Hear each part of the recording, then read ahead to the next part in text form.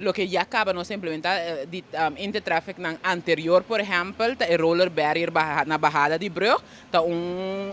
implementação com a sali for de intertraffic e outro ponto que para a mim mesmo se pergunta den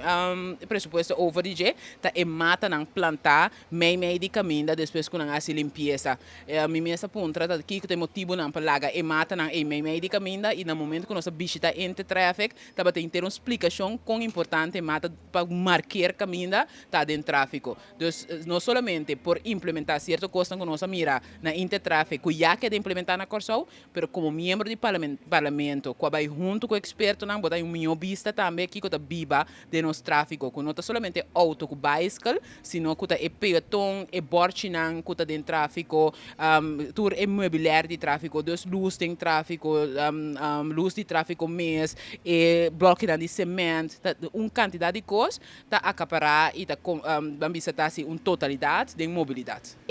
Mata nan kuta meio de caia tá duna direção. No momento que botin solamente bambisa fan rails e nota na altura que bo por mira que caia tá por exemplo dal bord of tem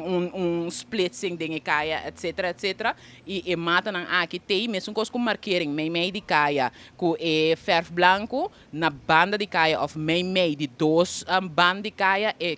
mata ng akita damit su meta ta para dar direção para por wak ku wo e vista na largo ba misa na distância na largo com o caminho da cana.